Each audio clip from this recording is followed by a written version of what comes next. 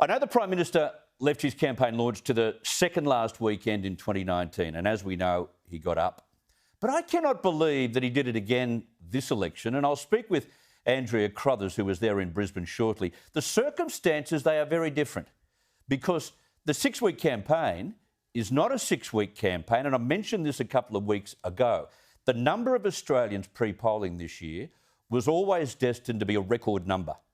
And if you look at history, it's been shaping that way since 2013, when a quarter of voters cast their vote early. That was 2013. In 2019, 4 in 10 registered voters voted early. And with many Australians still trying to avoid a COVID-19 infection, blind Freddie could see that by the time we got to the final week, a huge number of Australians would be tuned out. There are 17.2 million registered voters in Australia, 17.2 million.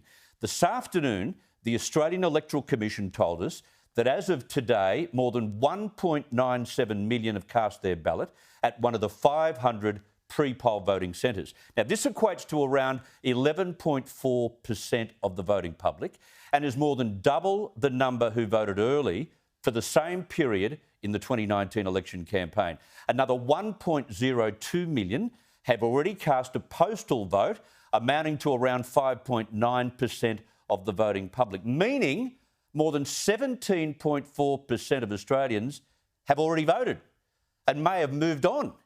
You'd probably think so.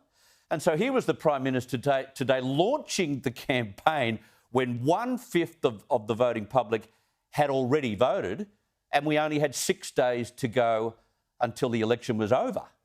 Pre-poll votes began at the end of week 4 and postal votes even earlier. So is it any wonder 17.4% have decided and may have moved on? Now, Liberal strategists might call this a plan to create momentum going into the final crucial week of the campaign.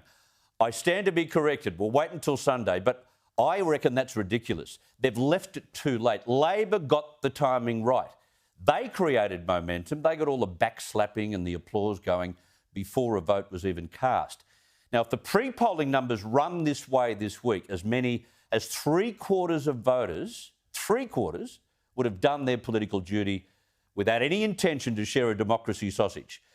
Now, just for the record, this will also have an impact on when we'll have a winner to declare next Saturday. Pre-poll votes and postal votes are counted on polling night, but depending on staffing levels, which I'm told are stretched this year, counting will have to continue in some seats through Sunday afternoon and maybe even Monday morning to determine various results. But you can see why Aussies would gravitate to early voting with such gusto. You can avoid queues, you can avoid crowding, which means plenty of social distancing for those who want to stay away from COVID. You park much easier, and even better, a few less politicians and volunteers hassling you as you get to the ballot booth. Now, voting in this country is changing big time, both in terms of when we vote and who we vote for. All you've got to do is look at the primary numbers, the low primary poll numbers for the major parties.